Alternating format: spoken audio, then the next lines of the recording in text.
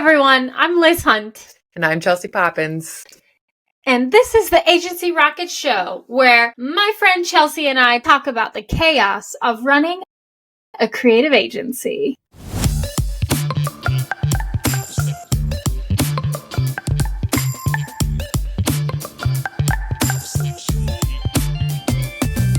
So what are we talking about today, Chelsea? Yeah, so we're in our branding series, and today we are going to be talking about what we learned from the most successful branding projects that we've done at DayCloud.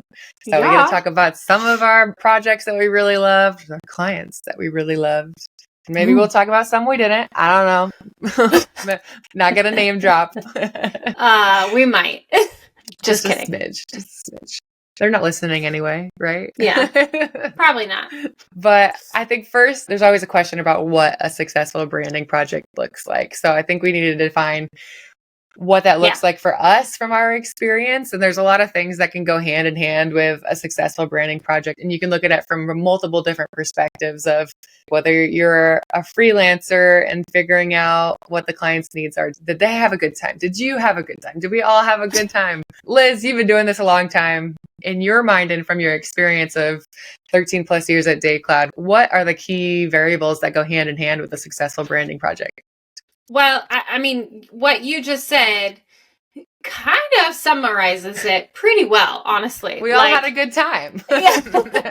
Like, that's the most, plain and simple creative agency answer, if I've ever heard one. And then the only thing I would add is I have to say this because I'm married to somebody who thinks like this, but also we had to make money. So everybody's happy at the end of the day, and we made money. Hoorah! We did it. Yep. But that's not helpful for anybody. So if we want to get practical tactical, ooh, I like that. Practical tactical. So if we want to do that, then we can talk through some of those more specific things. So one of the big things that I've learned is that DayCloud has a process that we have built over the years. And we built it specifically because we failed for a long time at hitting the mark. Like, there would be clients that would just be like, no, this is not it. And so we would be like, okay, we have to figure out how to do better for our clients. And so over time, we've built up this really specific branding process. One of the ways that I've learned over the years that we can create a successful branding project is we have to fully commit to our branding process. And every time I try to cut corners, or you know this too, Chelsea, because you've seen it, if we try to skip something, if we try to skip a step, or we just need to hurry up because the deadline is too fast, or I need this ASAP. That's when things get red flaggy.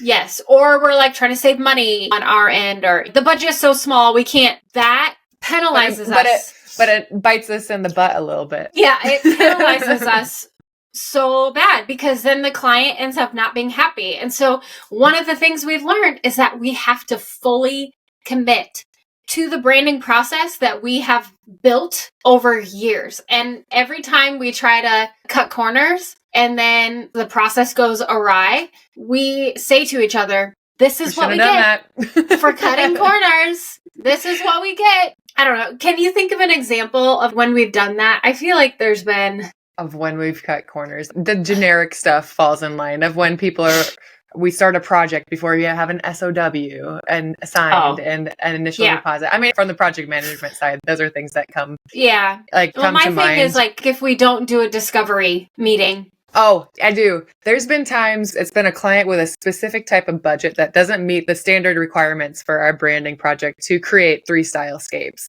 And so I think it was very in the beginning of my time, and it was maybe for a friend. And we only did 1 or 2 stylescapes, and it was clunky. The process was clunky because when they get 3 options, mild, medium, spicy, they have a selection of different things that they can pick and choose. They can Frankenstein it, customize it a little bit more. When they don't have a budget to fully customize, that's where you get clients maybe not, like, they ended up with what they wanted because we back our word and our promise of them leaving satisfied. Yeah. But when you It get took one a or lot two, longer to get there. it took a lot longer to get there, and it took a lot more revisions, and it was just overall clunky because it wasn't our normal process that we're teaching everybody and we're operating in, and we made an exception, and it honestly wasn't worth making an exception because it ultimately cost us more money and more time. Yes, it penalizes us in the long run. So that is one thing that we've learned over the years. You really have to fully commit to our process, because if you don't, you end up paying for it later. The next one I have is, I think, one that is very hard. And it's not one that I hear other people talk about a lot, but I found myself talking about it more and more with my internal design team. And that is learning to let go of your own biases around what you think a client is going to like, as far as design preferences and stylistic preferences. For example, part of our branding process is that we put together what's called an interactive mood board. And in that interactive mood board, if we are building out a brand, a visual identity for a client, we flood it with logo concepts and colors and font choices and illustration choices and all this stuff. And we have a client look at it and tell us what they like, what they don't like, and we discuss those things. Well, I've had different designers working for me over the years, and there have been times that I've had different designers create that mood board for us to share with the client. And I noticed, let's say, like, if we were going to be talking to a construction company, the designer would have logos that were, one, only construction logos, two, very bold impact font choices and like yellow and black or red type colors. It was all very like, this is what my own personal bias about what a construction logo and brand is probably gonna want. And I'm gonna put it in the mood board because that's probably what they're gonna want. However, that's not always the case. And I want to lay aside my own biases and allow people to build brands that matches who they really are. And so whenever we're putting together those mood boards and things, I purposely put every style of design and visual identity that I can think of. If it is a construction company, I purposely put in the really scripted, feminine looking stuff. And I purposely put in the really organic stuff. And I purposely put in very construction looking stuff. And I'll put in like the really high tech looking stuff. I'll put in all different kinds of looks and feels and all kinds of things because I want to give them the option of, hey, this is what I like, and this is how I want my brand to feel and the messages that I want it to give and convey. And so I want them to be able to have strong emotions about what we're sharing with them. And so just being able to set aside those biases, I think, is something that we have to be able to do whenever we are approaching a new client, a new brand, and whenever we're approaching any sort of new project, Yeah, I agree with that. I think it's important to note that everybody has biases, whether it's unconscious or just in general, because you're never going to come fully in with a clean slate because we're all coming from our own perspectives and our own environments, but we can do our best to come in as neutrally as possible. But also I think it's like to your Milano, one of our platforms that we use for this, to the visual aspect of it, it's just as important to know what you don't want. Honestly, maybe even more important to know what you don't want, because then you can find what you do want. What the client is like separating. To come in with a bias of like maybe what they've seen in the construction space, but to show them those opposing visuals and for them to say no, like you're still like putting them out there for them to be able to take notice of the things that they don't want. And then reflect back on it eventually down in the process. If for some reason we're on a website or something and they want soft corners, when originally in discovery session they said they don't like soft rounded corners because it's too feminine. But there's things that you always have. It's always fact checking back to the original things that we've heard them vocalize. Yeah. Well, and I mean, you make a good point that we all have our own biases. That's true. But I guess I'm trying to say, take note and then be intentional about putting them away and allowing yourself to be open to new looks, and don't pigeonhole the client just because you think this is what they will want. Give them broader options. Because maybe they want to be different. Because, I mean, there was a dental office one time that we did, and, you know, a lot of the dental offices that we have seen branding for are very white, very bright, it's like, sterile. It's very, but it's like white and green or white and blue is what they wanted. Mm-hmm. And that's great. But this specific dental office was like, no, we want to look and feel like a spa, but a wellness experience. Yeah, a wellness experience, but we want these very dark jewel tone colors. And so they had a very different look and feel that they wanted. If we had opened up the floor to them without checking our biases at the door, we wouldn't have even opened the door for them to say, hey, no, we want something that's different. Just be intentional about laying down those biases so that the clients can really come to you with as much of a clean slate as you possibly can. So. Yeah. I was like, I love that project too. They directly were, through the discovery process, we were able to nail down some of that because each person in the room had different preferences, which was kind of cool too. And with a branding that pulled each of those preferences in from the discovery meeting. And because we took the time to deep dive into what they wanted and hear and see specifically what matches, because two people were a little more like free flowy and one person was a little more rigid on what they wanted, and we were able to Frankenstein it eventually. But also like from the psychology perspective of people working in that industry, patients don't want to go get their teeth done. Kids don't want to go to the dentist to get their teeth done. It's something that we all dread and nobody looks forward to. And so to be able to reframe it, like you said, to a wellness experience, something that people are going to enjoy, something that they're going to be taken care of, and be able to understand the audience and then figure out how that's going to show up in the office space was really cool to see. For sure. Yeah. It turned out really great. And it allowed us to create a brand that was unexpected and different from what all the other dental offices looked like, you know? And so it created something that was unique, truly unique. Yeah. Okay. Our next one, these are our list of like how we know this is going to be a successful brand project and how we make sure that a project is successful, how we make sure a brand project is successful, is that we always make sure that we take a really deep dive into getting to know the client and making sure that we really understand the audience. And this is all part of our discovery workshop that we do. We've done podcasts about this a few different times. We spend time with the client. One of our clients was an eye doctor.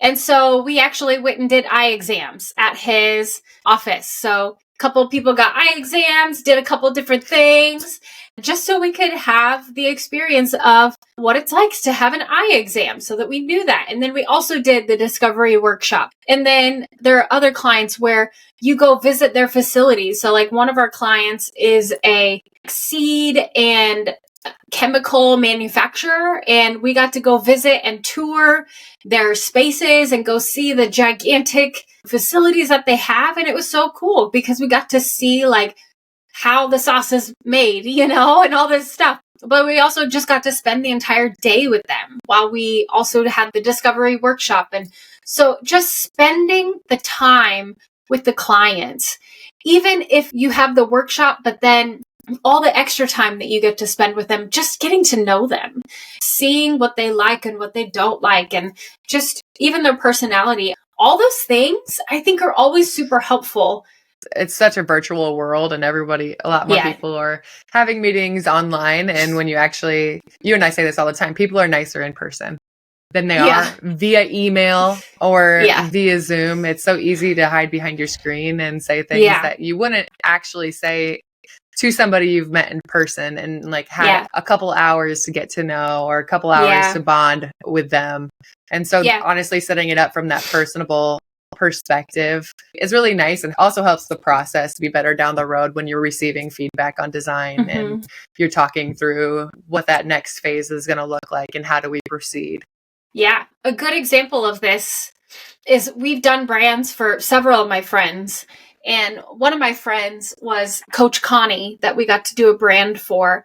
And I know that she has a background in living in Costa Rica for I think it was about a decade that she lived there. And I've also been to her house and I've seen the artwork that she collects.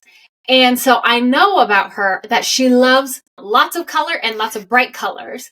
And so I knew that when we were building her brand, that we should build in lots of color and lots of bright colors. And it wasn't because she said so necessarily in our workshop or anything, but it's just because I knew her. I knew what she liked. I knew how she lived in her house. I knew her background with Latin cultures and things like that. And so I just knew that about her. The same thing with another friend of mine. We were building him a brand. He loves to hunt, and so he loves deer hunting.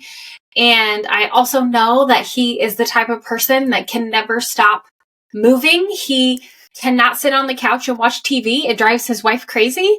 And so I knew that when we were building the brand for him, we had to build a deer, but it was a deer that was moving. And so it had to look like the deer was moving, And so just little details like that is like, you are building brands for people. When you get to know your clients, when you get to know them in that, not just business side of things, but like getting to know them personally, I think just helps it so much more to give you so much more information to create those brands. Yeah, I think listening is huge for the branding projects because, discovery meetings are not about us as an agency. We are doing the least of the talking.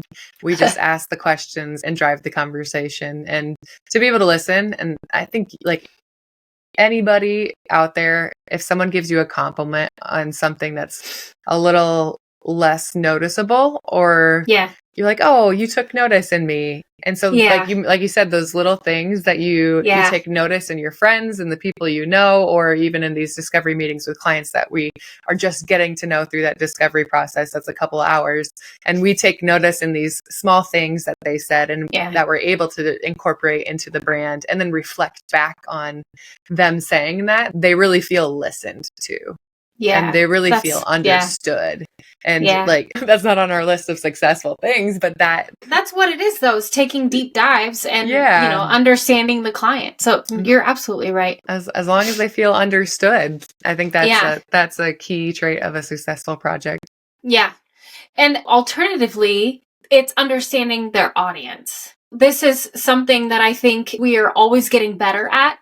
I think we are amazing at understanding a client because they're face to face. We can ask them questions. We are very intuitive people. And so it's like, we can listen and understand them. And then when it comes to understanding their audience, we ask questions about their audience and we find out about their audience. We find out about their people. Who are their customers and what is it that they're doing and why is it that they're buying? And so over the years, we've done surveys and phone interviews, and we spend as much time as we can with that audience. And we don't just say like, what are the demos, but we also ask psychographic types of questions and behavioral questions and things like that. So it's like, no, what is it that your audience is scared of? What are other brands that your audience loves, so that we can really start to hone in on not just are they men ages 40 to 65, because that doesn't tell us a lot.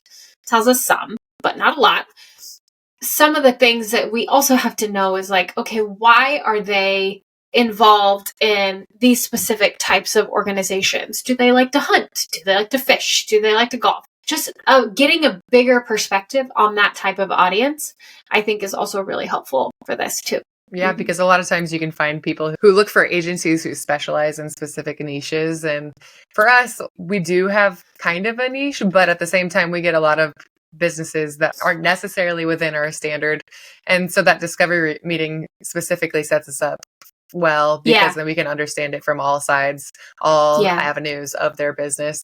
And for any clients that may not think that we are able to understand their business because we're not actively doing it on the day-to-day, this is what sets their mind at ease, because after they have this 2 to 3 hour workshop with us, they're like, well, we put it all out there, we discussed it, and now we'll see what they do with it. And usually we are able to hit the nail on the head because we receive so much information and opinions and thoughts on from all perspectives of that. Yeah, absolutely. What's our next one, Chels?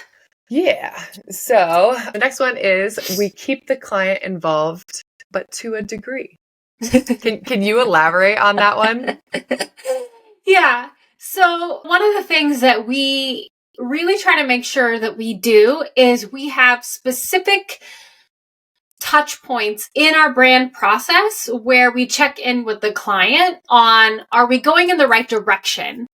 And I think these are really, really key because it allows us to get to a certain place where the client can see where we're going enough to say, okay, yes, this is a direction that I am in alignment with, or nope, this is not even close. We need to stop the presses and take a complete pivot, which honestly, it hasn't really happened since we've started doing our fully committed to the process, right? So you do a good job of this too, because often you're leading these discussions, and you and I talk about it quite a bit, is sometimes we'll have a client that comes in just bull in a china shop, ready to take complete control and drive the train. And we're like, we're the conductors of this operation, and we have to reframe it and say it in a nice way, because obviously we can't be like, I'm the captain now. But like we do a good job of it because we actively remind people in a subtle way of our expertise. And there's certain ways to push back on certain ideas that a client might bring to the table. And in a way, it's like you ask them a question of like, why do you want to do this? Or you ask a question that reframes that thought in their mind. You're like, so you said your audience is this. Do you think that is reflected in what you're suggesting? And then they're like, no, you're right. And then we're able to backtrack them a bit and regain control of the conversation. Because that's another thing that could lead to an unsuccessful project, is the chaos of ideas and everything just kind of explodes. Yeah, you're totally right. If we did everything that a client said or suggested or all of their ideas, none of our work would be portfolio worthy. Sometimes we end up with what the client wanted and we're like, this looks terrible, but they're happy with it. Yes, 100%. And it's all about choosing your battles. Right now, we are building a website for a client who has art directed everything, and it already looks out of date. And it's unfortunate, but you know what? This is a battle that we're not going to fight, and this is what the client wanted, and so we're just going to do it. But I don't do that on every project, and I still push back on some minor things, but this is what they wanted, and you know what? At the end of the day, they do pay the bills. If the check clears. Yeah. And I think it's really just, you have to figure out the balance. But when it comes to some of these projects, especially a brand project, you build in specific touch points with the client. Now, you don't show a client your sketchbook. That is a bad idea. That's not one of the touch points, okay? You show a client concepts that are flushed out, but not so far along. You don't have to show clients to the degree that every E is kerned to the H to everything. It doesn't have to be perfectly kerned and perfectly aligned and all that stuff. But it has to be good enough that the concept is there and they don't have to use their imagination to understand, hey, this is the direction of this brand. Mm-hmm. And so you build in those touch points. Yeah, so that the client can see. You can't just assume that people have imagination, especially if you're working in other industries that are very right-brained. My husband's a scientist and he cannot visualize anything. I will just hold up an outfit and be like, do you think this is going to look good on me? And he can't take the outfit off of its hanger and then visualize it on me. And I'm like, I don't want to put it on. I just need you to tell me if this works. Yeah. The whole point is that I don't have to put it on. But he's very right. He knows it too. That's one of his weaknesses is like, he can't imagine something he can't see. Oh, man. Yeah. That's a tough way to live, Chelsea. I know, right? I'm like, are you kidding me? You need one of those apps from the movie Clueless where you can just like have your picture of your body and then swipe to see all the outfits. That's what we need. Yep. Mm-hmm. I just need AI. Yeah. They'll come up with something soon. I'm pretty sure there's apps out there that do that. They have apps that will do like a home remodel if you take a picture of your room. So they have to take a picture of yourself and try this on. Yeah. Oh, goodness. Okay, our next one is, in order to have a successful brand, this is my very firm belief. I've said it for years, but you have to allow your team to do what they do best. And this is something that, like I said, I believe in this wholeheartedly. I am such a firm believer in managing your people by honestly just being a coach. I am just there to offer guide rails. I'm just there to offer encouragement, a little bit of therapy, and some good old-fashioned... Sometimes a lot of bit of therapy. Yeah, just good old-fashioned mom juice, maybe. No, I'm being funny. But legitimately, I'm really there just to help offer the overarching guidance and vision, and then set them free to go do what it is that they do best. Because I wouldn't put them on the project, or I wouldn't have them working on the project if I didn't trust them to do the work and be amazing and unleash them to go move in their creative powers, right? Mm-hmm. And so this is a big thing for me, is let your people go do what they do best. And one of the things I think, like with you, Chelsea, is fully resourcing them. Hey, these are the things from the client, and this is what the client said, and here's all this kind of communication and everything. And one of the ways that we specifically do that is we make sure that the copywriter, our writer, and our designer are always in the discovery workshop meetings. If they're not, then we have a long discovery notebook of all the information that was discussed, or a recording of it. Yeah, we record it. Yeah, we record it and send it over to them. Whatever your preference is. Yeah. Yeah. I think it's so important that our designer and copywriter specifically, and when we're talking about a brand project especially, it's so important that they hear it directly from the client and not my paraphrased version, or not Chelsea's paraphrased version, because I think that things get lost in translation and it just doesn't always match. I just think that they will do a better job and they will understand what the client wants more if they can understand it coming directly from the client. So I think that's one of the ways that we empower our employees the best to do their best work in the creative industry. Also, it puts a face to the client, because oftentimes you'll get into these large organizations that have creatives who don't know who the client is. They get information and they're asked to create something, but they don't actually interact with the person they're creating for, which is, I think, a huge miss. I know large organizations do it to save time and money, just to get the right information to somebody, but I think there's a lot of creative misses in that process of leaving somebody out of the actual personalization of it. Yeah. I do think that that is one thing that makes us stand apart, is that the people who are actually doing the work are in the room with the client. Yeah. And they're there to defend any of their works or design choices too. And so are we. I think that's big too, is we are willing to defend them. We back each other up and, that kind of thing. There's been multiple times where I'm like, yeah, we can talk about what we built, but there's like a client will ask a question of, what is that element that you added there? Is it tire tracks pattern in the background? Yeah. And just having the designer there to tell the why is kind of like, instead of us just talking at people, it really is more personal for the client to be like, this is the designer and she created this. And so if I have any bad feedback, I have to say it directly to her face. And it's her baby, just like my business is my baby. I think it always kind of checks everybody at the door too. Yeah, that's a good point. Okay, another thing that creates a really successful brand. This is one that I have seen so many times has gone bad. But when a client has a good launch plan for when the rebrand is over, I've seen so many clients where we've said, hey, do you want us to help you with your launch strategy? Like, hey, we need to roll out email communications to your current customers, and we need to at least tell some people that you've rebranded and do some posts on your social media and just do some form of communication.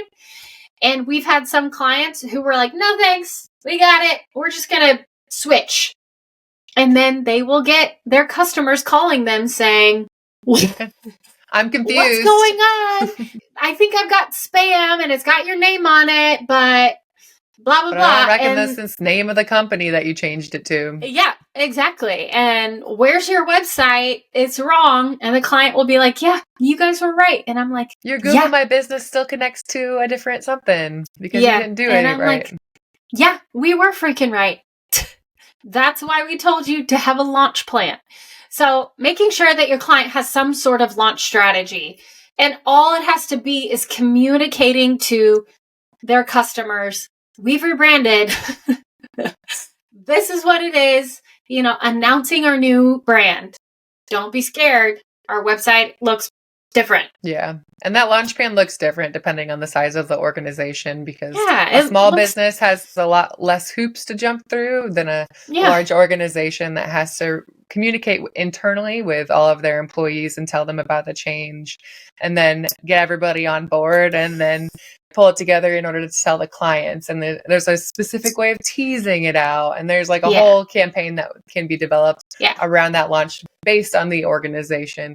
Like, not everybody understands the assets and the trickle down of a rebrand and how it affects small things, from social media to how you're talking to people, how are you talking to your audience, your emails, your folders that you're handing people if you're like a financial advisor, and the information in them. There's so many little pieces that you and I and our agency is fine-tuned to know, because we do it all the time. But when you're a client just trying to take it on yourself and trying to save some dollars, you don't know where to start sometimes. And it's kind of just backpedaling on the defense of like, oh, this isn't there, and quickly trying to get it up. So let us make your lives easier. For real. And you're totally right that depending on the size of the organization, it depends on how much or how little you need to do. Because some of these organizations that we've worked with, they're big enough where they first have to walk all their employees through it and do branding presentations for the partners or for the board. And then they have to make sure their entire marketing department has all the assets and understands how to use the fonts and all that. And then you announce it to the broader employee base and, and then get all the creative assets out, all the templates and all the PowerPoints and, whatever people use for making presentations. And then you announce it to your customers, and then you announce it again. Or you're a small business and you can just post it on Instagram. We've rebranded. Sweet. Let's go. YOLO. So there really is like a wide range of things. Yeah, you're totally right. It's good. Okay, what's our last one for successful branding projects? I had to put it in here. Yeah, because honestly, when you're a business owner, it matters. We made money too. What? We're not a nonprofit. We don't do We're not a work charity. for free. And yeah, nobody leaves a project feeling good if you lost money and you lost time, especially if you don't have good processes. So that's something we've definitely learned along the way, is it always feels better if we made some money. Yep. I'm a true creative at heart. I don't care about money, but I am partnered with people that do. So it's great. Otherwise we wouldn't be a good functioning business. We wouldn't have a business. Nope. We would just be used and abused. Yes, that's true. Well, I think that takes us to the end of this episode. It's been a lot of fun talking about successful ones, our challenges, and ultimately how we got to the process that really sets us up for success at DayCloud, especially in our branding process. 99% of the time, we hit the nail on the head and everybody leaves happy. And so that's ultimately our goal. We want everybody who walks into our agency or works with us to leave happy, leave satisfied with the final product. And Liz and I pride ourselves on stepping up to the plate. And if they're not happy, we will figure out how to make them happy at the end of the day. Like, we don't want to hand you a project that you're never going to use because you absolutely hate it. We're not that type of agency. So, so if you have a branding project and you want to hit us up, we would be happy to help and discuss. Call us. Yes. Set up a consultation, call, text, email. You know where to find us. We're in Google Maps. Maybe hit us up before you stop in our office. But yeah. And if you like this podcast, like, share, follow. Woo! Bye. Bye.